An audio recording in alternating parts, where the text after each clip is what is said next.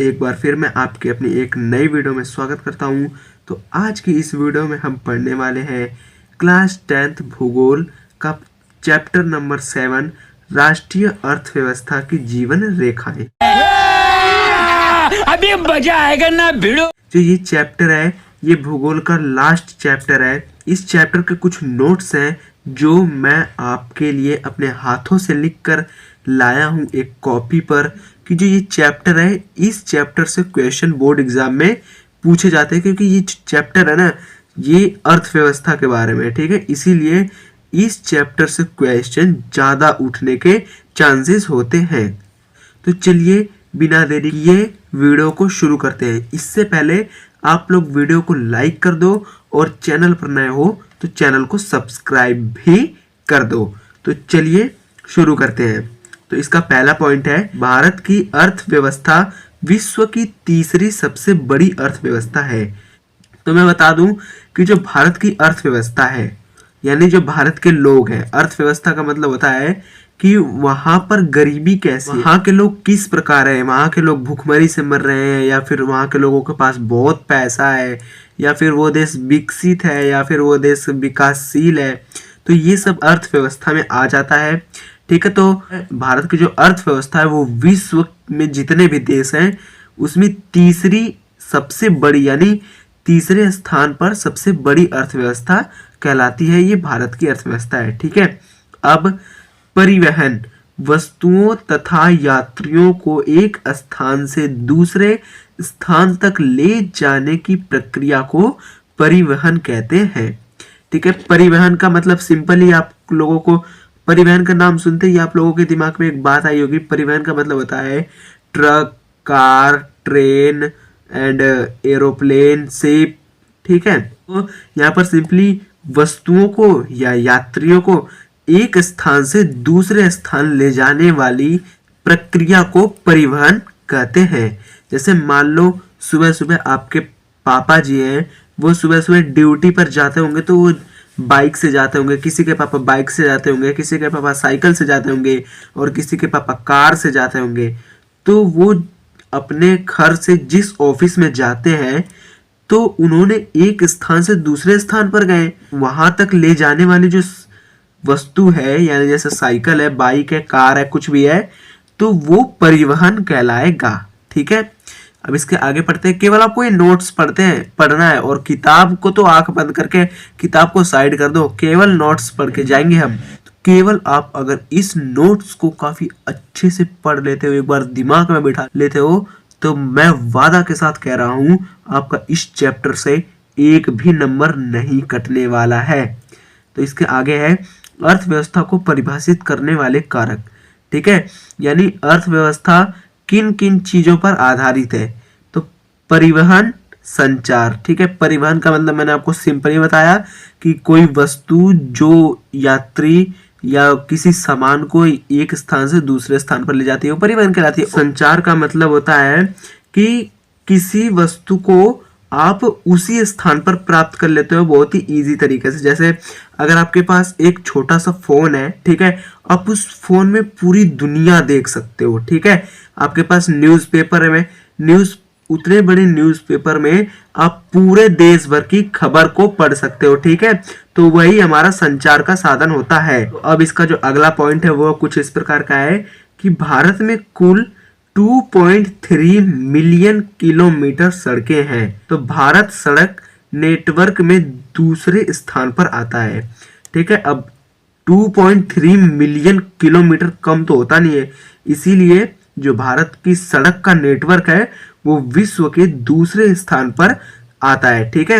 अब यहाँ पर हम आगे पढ़ लेते हैं कि इसके नीचे है कि सड़क परिवहन आर्थिक केंद्र को जोड़ता है, ठीक है। सड़क परिवहन आर्थिक केंद्र को जोड़ता है, यानी सड़क के माध्यम से आप लोग कहीं पर भी किसी भी छोटे छोटे इलाकों में जा सकते हैं और सड़क को बनाने में खर्चा जो होता है वो कम आता है, ठीक है। इसी के कारण जो हमारे इंडिया में सड़कों की संख्या ज्यादा है, ओके। भारत में सड़कों को 6 भागों में बांटा गया है।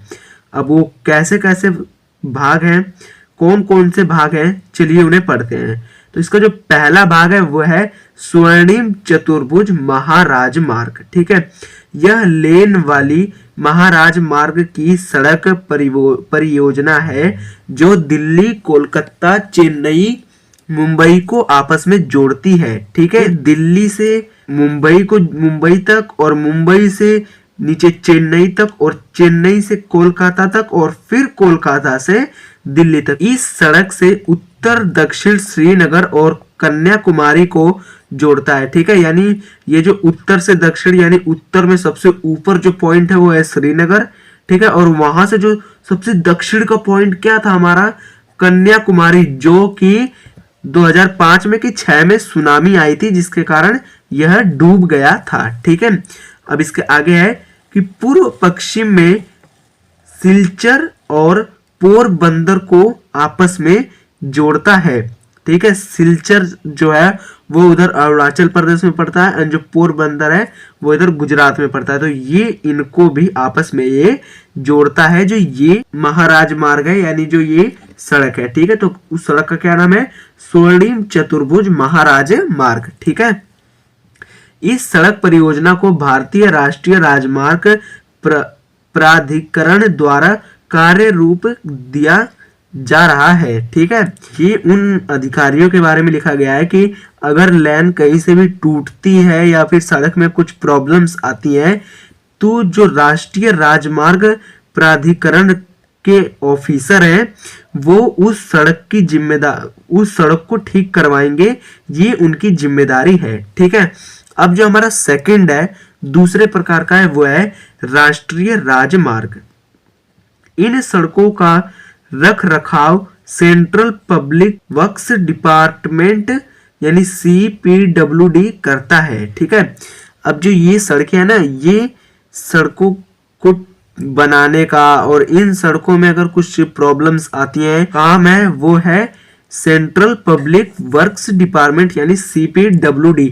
आपको ना पेपर में ये यहाँ से यहाँ तक नहीं लिखना है, केवल CPWD लिख देना, बस नंबर पक्के मिल जाएंगे, पूरे मिल जाएंगे। ठीक है, तो यहाँ पर सिंपली नंबर पूरे मिल जाएंगे। ठीक है, तो यह सड़क एक राज्य से दूसरे राज्य से जोड़ती है, यानी जैसे आप मान लो कि आप यूपी के रहने वाले हो। ठीक है, अब यूपी के आसपास कौन सा दूसरा राज्य पड़ता है, जैसे यूपी के पीछे जस्ट बिहार पड़ता है, तो जो यूपी के जो हाईवे है वो बिहार के हाईवे में मतलब मेल होगा, यानी मिलेगा। ठीक है, तो आप यूपी से बिहार तक आराम से जा सकते हो इस रास्ते के मुताबिक। ठीक है, इस रास्ते पर।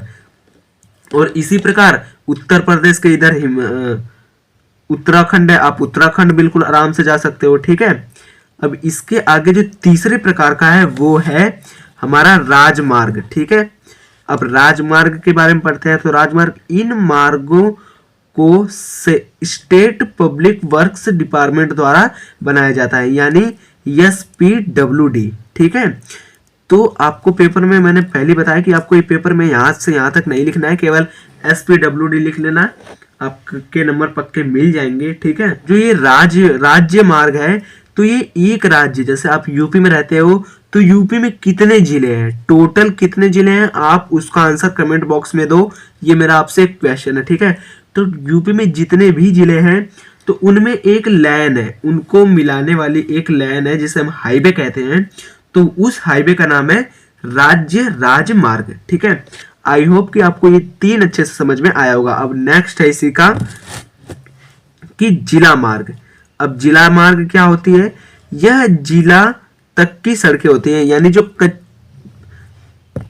एक लेन वाले रोड होते हैं जिसमें एक साइड से गाड़ी जाती भी है और आती भी है। ठीक है, तो ये केवल जिले में ही होते हैं, ये छोटे मोटे कॉलोनियों से निकलते हुए जाते हैं। तो एक जिले में जो सड़कें पाई जाती है उसे हम जिला मार्ग कहते हैं। अब इसके आगे है हमारा पांचवें प्रकार का, तो वो है अन्य सड़कें। ठीक है, अब अन्य सड़कें क्या होती हैं, गांव को शहर से जोड़ने वाली सड़क अन्य सड़क कहलाती है। इस सड़क का निर्माण प्रधानमंत्री ग्रामीण सड़क योजना द्वारा हुआ है। ठीक है, यानी अन्य सड़कें वो होती है जैसे आप एक गांव में रह रहे हो, वहां पर एक कच्ची सड़क है, अब वो टूटी फूटी सड़क जो है वो धीरे धीरे मतलब एक सिंगल रोड से वो आपको एक शहर तक जोड़ रही है, ठीक है, तो वो हो गई हमारी अन्य सड़कों में। एंड जो छठे है वो है सीमांत सड़कें, देश की सीमा के आसपास की सड़कें, यानी देश की सीमा जैसे पाकिस्तान और इंडिया का जो बॉर्डर है, तो बॉर्डर वो एक सीमा हुई देश की, तो वहां की जो सड़कें हैं उसे हम सीमांत सड़कें कहते हैं, ठीक है। अब हम इसके आगे यहाँ पर सीमांत सड़कें कहलाती हैं, ठीक है। इस सड़क का रख रखाव बॉर्डर रोड ऑर्गेनाइजेशन करता है। यह संस्था का गठन 1960 में किया गया था, ठीक है, यानी जब देश आजाद हुआ था उसके 10-12 साल बाद किया गया था, ठीक है। तो जो इस सड़क का जो रख रखाव करता है वो जो बॉर्डर का ऑर्गेनाइजेशन करता है, यानी जो बॉर्डर का मुख्य, जो बॉर्डर का सबसे बड़ा कमांडर होता है वो इस सड़क का रख रखाव करता है। तो आई होप कि आपको इस सड़कों के बारे में समझ में आ गया होगा। तो इसमें जो इम्पोर्टेंट है ना वो केवल पहली और दूसरी सड़क इम्पोर्टेंट है, ठीक है। तो स्वर्णिम चतुर्भुज महाराजमार्ग और राष्ट्रीय राजमार्ग केवल, और तीसरा भी 50-50 50-50 चांस है कि वो आ सके। तो तीसरा है राज्य राजमार्ग। केवल ये 3 सड़कें हैं जो कि आपके लिए इंपॉर्टेंट है, और बाकी जो 3 सड़कें बची ना तो इनके चांसेस होते हैं 20 से 30% पेपर में, तो इसीलिए आप लोगों को मैंने इसे बताया है। तो सिंपली अब हम इसके आगे बढ़ते हैं। तो आगे है हमारा यहाँ से कि प्रति 100 वर्ग किलोमीटर में उपलब्ध सड़क की लंबाई को सड़क का घनत्व कहते हैं, ठीक है। यानी जैसे आप लोग कल्पना करो कि जहां आप हो वहां से जो 100 किलोमीटर की रेंज में उपलब्ध सड़कों की जो लंबाई है, यानी जहां पर आप हो वहां से 100 किलोमीटर दूर फिर उतने के बीच में जितनी भी सड़क है, ठीक है, वो उस सड़क का घनत्व कहलाएगा, ठीक है। जम्मू कश्मीर की सड़क का जो घनत्व है वो 10 किलोमीटर है, ठीक है। केरल के सड़क का घनत्व है वह है 375 किलोमीटर है। ये आपको नहीं पढ़ना है, ये एक आंकड़ा है, ठीक है। अब 1996 से 1997 के आंकड़े के अनुसार भारत का सड़क घनत्व 75 किलोमीटर था। ये इंपॉर्टेंट पॉइंट है, ठीक है, ये पेपर में पूछ सकता है, इसके चांसेस हो सकते हैं, ठीक है। अब इसके आगे ही पढ़ लेंगे हम। सिलचर तथा पोरबंदर दूरस्थ स्थित स्थान पूर्वी पश्चिमी गलियारों से जुड़े हैं। गलियारा मतलब जैसे वो एक सड़क द्वारा आपस में जुड़े हैं, जैसे मैंने आपको बताया कि इसे स्वर्णिम चतुर्भुज महाराज मार्ग द्वारा ये सब जुड़े हैं, ठीक है। अब इसके आगे भारतीय रेल। अब हम रेल के बारे में पढ़ते हैं। भारतीय रेल देश का सबसे बड़ा सार्वजनिक सेक्टर का उपक्रम है, ठीक है। अगर आपको इसी इंडिया में कहीं पर भी जाना हो तो आप फ्लाइट से जाओगे तो ज़्यादा पैसे लगेंगे, एंड आपको जो रेल है वो सस्ते में उपलब्ध कराई जाती है, ठीक है।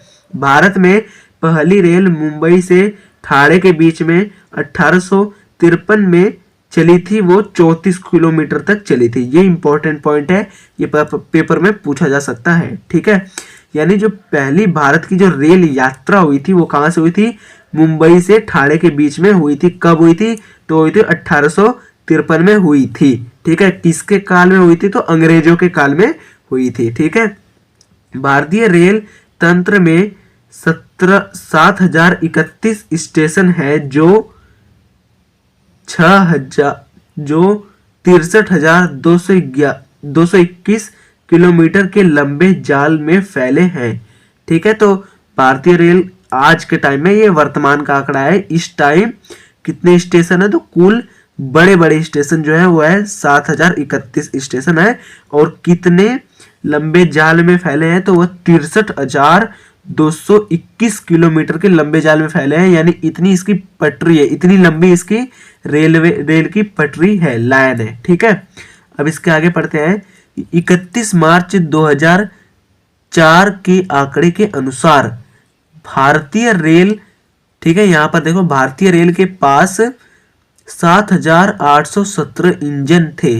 यानी केवल जब इतने इंजन थे तो इतनी ट्रेन भी होंगी, तो केवल और केवल इतनी ही ट्रेन थी 2004 के आंकड़े के अनुसार। ठीक है, अब इसके आगे नेक्स्ट, जब इतनी ट्रेन थी तो कैसे कैसे ट्रेन चलती थी, तो यहाँ पर 5321 पैसेंजर रेल थी और 4904 अन्य कोच रेल थी। ठीक है, एंड यहाँ पर 2,88,170 वैगन रेल थी, यानी मालगाड़ी, क्योंकि उस टाइम अंग्रेज जो है वो, मतलब ये पुराना आंकड़ा है, ओके, अंग्रेजों के टाइम का आंकड़ा है। तो उस टाइम अंग्रेज ज्यादा व्यापार करते थे, तो उन्हें सामान को इधर उधर से ले जाने में ना, तो उन्हें मालगाड़ी की ज्यादा जरूरत थी, इसलिए मालगाड़ी उनके पास ज्यादा थी और पैसेंजर ट्रेन और अन्य कोच की जो रेलें होती हैं वो कम थी। ठीक है, अब आगे पढ़ते हैं हम कि भारतीय रेल को 16 जोन में बांटा गया है।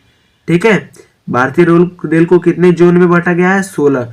अब वो कौन कौन से है, चलो बताता हूं। तो यहाँ पर नीली पाइपलाइन। ठीक है, अब हम पाइपलाइन के बारे में पढ़ते हैं। पाइपलाइन वो जो कि एक नया परिवहन का साधन है। ठीक है, आपको स्क्रीन पे साइड में दिख रहा होगा पाइपलाइन के बारे में। वो जो है ना, उससे अगर आपके यहाँ मौसम खराब है या बाहर पॉल्यूशन है, अंदर कोई फर्क नहीं पड़ता, बारिश हो रही है, ठंड है, गर्मी है, अंदर कोई फर्क नहीं पड़ता, गैस का, पानी का और पेट्रोल का। ठीक है, आराम से पाइपलाइन द्वारा जो है एक स्थान से दूसरे स्थान तक सामान को पहुंचाया जा सकता है। लेकिन पाइपलाइन का एक सबसे बड़ी कमी ये है कि पाइपलाइन में खर्चा बहुत ज्यादा आता है, इसीलिए सरकार उस पर ज्यादा ध्यान ना देकर रोड पे यानी सड़क पे ज्यादा ध्यान देती है। ठीक है, और भारतीय रेल की लाइन बिछाने में भी ज्यादा खर्चा आता है। ठीक है, तो नीली पाइपलाइन ऊपरी असम से गुवाहाटी होते हुए कानपुर, बरौनी और इलाहाबाद तक जो है वो नीली लाइन फैली हुई है। ठीक है, बरौनी से राजबंद होते हुए हल्दिया तक, राजबंद से मैरीग्राम तक ये जो पाइपलाइन है, नीली पाइपलाइन, ये फैली हुई है। तो ये एक राज्य के छोटे छोटे इलाकों के नाम है। ओके, तो गुवाहाटी से सिलीगुड़ी तक शाखाएं भी हैं। ओके, शाखाएं यानी इसके छोटे छोटे जो पार्ट है वो हैं। ओके, अब यहाँ पर पढ़ते हैं हम लाल पाइपलाइन के बारे में। अब लाल पाइपलाइन गुजरात से, सलाया से, वीरम गांव, मथुरा, दिल्ली और सोनीपत से होते हुए पंजाब के जलघर तक इसकी शाखाएं कोयली और चक्षु तक जाती है। ठीक है, तो जो लाल पाइपलाइन है ये कुछ ज्यादा ही बड़ी है, ये गुजरात से मथुरा जाती है, दिल्ली जाती है। ठीक है, और ये छोटे छोटे नाम है, पंजाब जाती है। ठीक है, तो यहाँ तक जो लाल पाइपलाइन है वो फैली हुई है। तो जो पाइपलाइन है ना, वो केवल अभी भी देख रहे हैं आप, तो वो केवल और केवल उत्तरी भारत में ही है, दक्षिणी भारत में नहीं है, इसीलिए इसका जो खर्चा है वो ज्यादा आता है। तो इसीलिए सरकार ने इस पर ज्यादा ध्यान नहीं दिया, इसीलिए इसे कम मात्रा में ही बिछाया गया है। तो अब चलिए आगे पढ़ते हैं हम। अब यहाँ पर है हरी लाइन। तो गुजरात के हजीरा से निकलने वाली गैस पाइपलाइन मध्य प्रदेश के विजयपुर से होते हुए उत्तर प्रदेश के जगदीशपुर को जोड़ती है।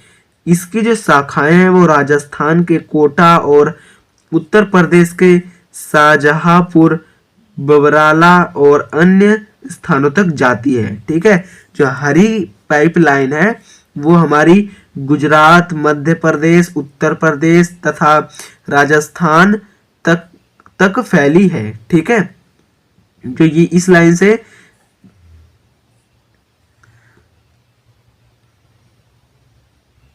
तो जो हरी पाइपलाइन है ये गैस पाइपलाइन है। ठीक है, तो जो नीली भारत में अंतः स्थलीय नौचालन मार्ग यानी नाव, ठीक है, यानी बोट मार्ग जो है वो है 14,500 किलोमीटर लंबा है, ठीक है। अब नाव जो है वो तो उत्तरी इंडिया में तो चलेगा नहीं, वो तो दक्षिणी में ही चलेगा। वो तो उत्तरी इंडिया में चलेगा नहीं, वो तो दक्षिणी इंडिया में ही चलेगा जहां समुद्री मार्ग है, ठीक है। तो भारत में जो समुद्री मार्ग है वो है 14,500 किलोमीटर है, ठीक है। तो राष्ट्रीय जल मार्ग यह इलाहाबाद और हल्दिया के बीच की गंगा का मार्ग है, जो कि 1620 किलोमीटर नौगम्य जल मार्ग है, ठीक है। ये गंगा नदी जो बहती है ना, तो उसमें बोट चलती है। और मैं आपको बता दूं, जो हल्दिया आ रहा है ये यूपी का है, यूपी का एक स्थान का नाम है हल्दिया, ठीक है। इलाहाबाद भी यूपी का ही है। अब इसके आगे जो है वो हमारा है कि सदिया और घबरी के बीच ब्रह्मपुत्र का मार्ग जो है वो है 890 किलोमीटर है, ठीक है।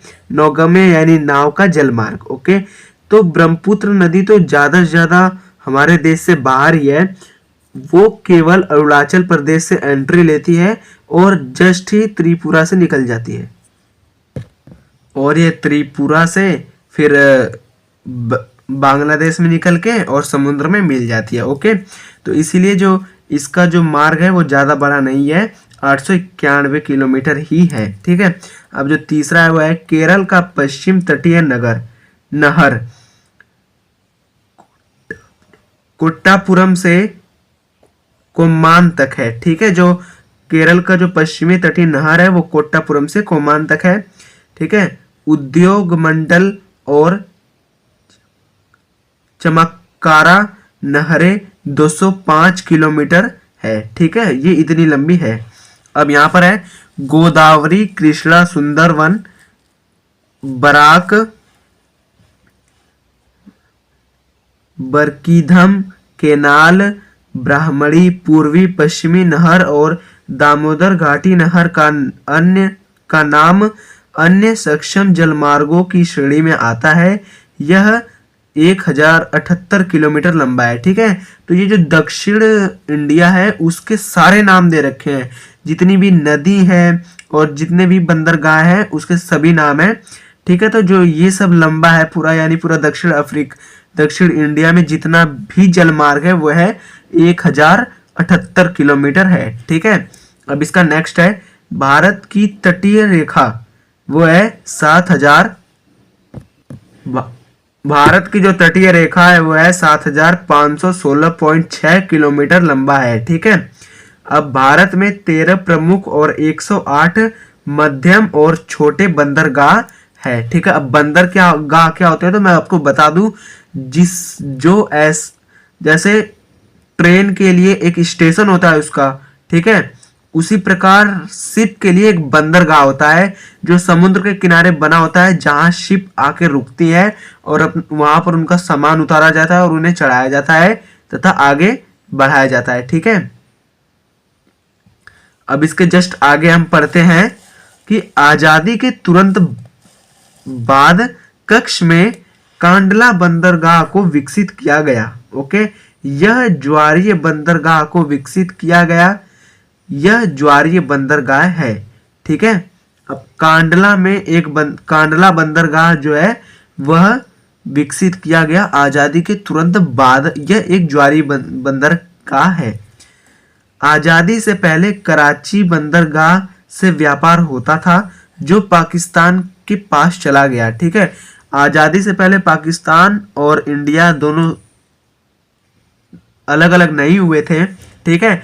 तो जो अंग्रेज थे वो कराची बंदरगाह से व्यापार करते थे, लेकिन जैसे ही आजाद हुआ हमारा देश तो पाकिस्तान हमसे अलग हो गया और ये जो बंदरगाह है वो पाकिस्तान में पड़ता था, इसीलिए पाकिस्तान ने इस बंदरगाह को ले लिया, ठीक है। मुंबई में है ये जो कराची है, ये मुंबई में है भारत का सबसे बड़ा बंदरगाह, ओके। मुंबई में भारत का सबसे बड़ा बंदरगाह है जो एक प्राकृतिक रूप से बना है, यानी एक ऐसा बंदरगाह है कि शिप वहां पर आकर रुकते हैं, ठीक है। और वो एक ऐसी ढलान है वहां पर कि जो शिप है वो अपने आप आके बंदरगाह के साइड में रख जाता है। ये प्राकृतिक रूप से बना है, इसे किसी ने बनाया नहीं है, ठीक है, ये पहले से ही बना था। तो आइए हम आगे बढ़ते हैं। इसके मुंबई के बगल में एक और बंदरगाह बना है जिसे जवाहरलाल नेहरू बंदरगाह कहते हैं। यह महाराष्ट्र में है, ठीक है। तो महाराष्ट्र बहुत बड़ा है और मुंबई छोटा सा है, तो मुंबई के जस्ट बगल में, लेकिन ये भी महाराष्ट्र में ही पड़ता है। मुंबई भी महाराष्ट्र में है और ये भी महाराष्ट्र में है, ठीक है।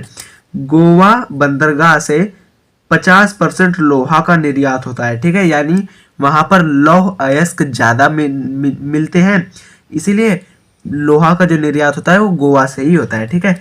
कर्नाटक में स्थित न्यू मंगलोर पत्तन, यानी पत्तन का मतलब होता है बंदरगाह, ठीक है। गोवा पत्तन यानी गोवा बंदरगाह को मारम गो पत्तन भी कहते हैं, ठीक है। केरल में स्थित कोची पत्तन यानी बंदरगाह है ये, यह प्राकृतिक पत्तन है, यानी ये भी प्राकृतिक रूप से बना है, इसे किसी ने भी बनाया नहीं है, ठीक है। तमिलनाडु में स्थित तूतीकोरन पत्तन है, यह भी प्राकृतिक रूप से बना है, ठीक है। तो जो ये पत्तन है यानी ये जो बंदरगाह है, ये आपके बुक में एक मैप में दर्शा रखा है, आप वहां पर देखेंगे तो आपको ज्यादा समझ में आएगा, ठीक है, इसीलिए मैंने यहाँ पर नहीं बनाया है, ओके। तो आप लोग इसे बुक में देख लीजिएगा, ठीक है। अब तमिलनाडु में स्थित चेन्नई पत्तन है, यह भारत का दूसरा सबसे बड़ा पत्तन है, ठीक है। पहला कौन सा है? मुंबई का, और जो दूसरा है वो है चेन्नई का, ठीक है। अब इसके आगे ही हम पढ़ते हैं कि आंध्र प्रदेश में स्थित विशाखापट्टनम जमीन से घिरा हुआ है, यह बहुत ही सुरक्षित है, ठीक है। यहाँ पर कोई भी आतंकवादी या कोई भी चोर डकैती जो होते हैं वो सामान को लूट नहीं सकते, ठीक है। ये जमीनों से घिरा हुआ है, यानी ये अंदर है, ठीक है, इसके चारों ओर जमीन है, ओके। उड़ीसा में स्थित पाराद्वीप पत्तन है, यह लौह अयस्क का पत्तन है, यानी यहाँ से केवल और केवल लोहे का ही निर्यात और आयात किया जाता है, ठीक है। पश्चिम बंगाल में स्थित कोलकाता पत्तन जो गंगा और ब्रह्मपुत्र नदी में स्थित है। पश्चिम बंगाल में स्थित हल्दिया पत्तन, ठीक है। अंडमान निकोबार में स्थित पोर्ट ब्लेयर पत्तन है, ठीक है। अब अंडमान निकोबार की जो राजधानी है वो है पोर्ट ब्लेयर, ठीक है। तो पोर्ट ब्लेयर नाम से ही पोर्ट ब्लेयर पत्तन बन गया, ठीक है। ये इंपॉर्टेंट है, आप लोग याद रखिएगा इसकी जो राजधानी है उसे, ठीक है।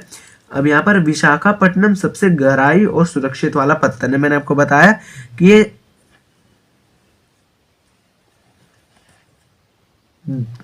मिट्टी की दीवारों से घिरा हुआ है, ठीक है। अर्थव्यवस्था को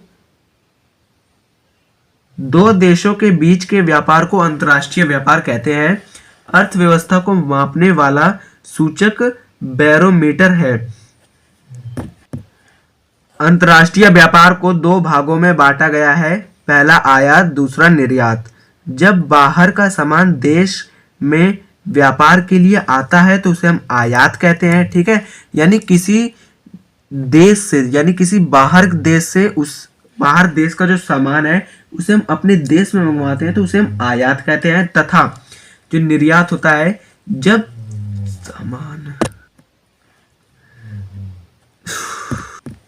जब सामान देश के बाहर के लिए जाता है तथा उसे निर्यात कहते हैं, यानी अपने देश का सामान है उसे हम बाहर भेजते हैं। जैसे मान लो मैं आपको एग्जांपल देता हूं, जैसे हम अमेरिका से सामान मंगवाते हैं अपने देश में तो वो हमारा आयात कहलाएगा, तथा हम अपने देश से चाइना को सामान भेजते हैं वो हमारा निर्यात कहलाएगा, ओके। उदाहरण पेट्रोलियम आदि। किसी देश के आयात और निर्यात ही उस देश का व्यापार संतुलित करता है, ठीक है। यानी अगर आयात ज्यादा होगा तो वो देश हमेशा विकसित देश नहीं होगा, और अगर निर्यात ज्यादा होगा तो वो देश विकसित होगा, ठीक है। अगर निर्यात मूल्य आयात मूल्य से अधिक है तो उसे अनुकूलन व्यापार संतुलन कहते हैं, यानी जो हमारा देश है वो विकसित है, ठीक है। इसके विपरीत जब आयात निर्यात के मूल्य से अधिक होता है उसे हम असंतुलन व्यापार कहते हैं, यानी हमारा देश विकासशील है। ठीक है, अब मैं बात करूं इंडिया की, तो इंडिया ना विकसित है ना विकासशील है, ये अभी बीच में चल रहा है। ओके, फिर ये धीरे धीरे विकसित की साइड बढ़ रहा है। ओके, वर्ष 2003 की सापेक्ष 210 के दौरान देश में विदेशी पर्यटकों का आगमन में 11.8% दर्ज की गई, जिसमें 64,889 करोड़ विदेशी मुद्रा प्राप्त हुई। अब मैं आपको बता दूं कि हम दूसरे देश से यानी दूसरे देश से व्यापार क्यों करते हैं, ताकि हमारे देश में विदेशी मुद्राएं आए, जिसे हम इंटरनेशनल लेवल पे यानी अंतर्राष्ट्रीय लेवल पे व्यापार को बढ़ा सके और अपने देश को आगे विकसित कर सके। ठीक है, इसीलिए हम दूसरे देश से व्यापार करते हैं। यहाँ से यहाँ तक लिखने का मतलब यही है। ठीक है, 150 लाख से अधिक व्यक्ति पर्यटन उद्योग में प्रत्यक्ष रूप से संलग्न है। भारत में प्रत्येक वर्ष 35 लाख विदेशी पर्यटक आते हैं, यानी दूसरे देश से लोग भारत में घूमने के लिए आते हैं। ठीक है, भारत में वायु परिवहन का राष्ट्रीयकरण 1953 में हुआ था। इसका नाम एयर इंडिया था। ओके, ये वायुकरण का मतलब होता है, वायु परिवहन का मतलब एयरपोर्ट। ठीक है, कि किसी वस्तु को एक देश से दूसरे देश पहुंचाना परिवहन कहलाता है। ठीक है, ये तो मैंने लिख रखा था। आई होप कि आपको ये चैप्टर काफी अच्छा लगा होगा। तो जो आज की वीडियो थे केवल इतना ही थी। ठीक है, तो ये थी कुछ हमारी आज की वीडियो, और ये जो चैप्टर है ये आपका चैप्टर आज कंप्लीट होता है। ठीक है, तो अगर आपने अभी भी वीडियो को लाइक नहीं किया है और चैनल को सब्सक्राइब भी नहीं किया है तो प्लीज कर दो यार। ठीक है, तो ऐसी अनेक वीडियो के लिए सब्सक्राइब जरूर से कर देना। अगर आपने अभी भी वीडियो को लाइक और चैनल को सब्सक्राइब नहीं किया है तो जल्दी जल्दी वीडियो को लाइक और चैनल को सब्सक्राइब करो। और आज इतना ही, तो मिलते हैं आपसे अपनी अगली वीडियो में किसी नए टॉपिक के साथ। और जिस टॉपिक पर आपको वीडियो चाहिए आप जल्दी जल्दी कमेंट करो, मैं आपके लिए उसी टॉपिक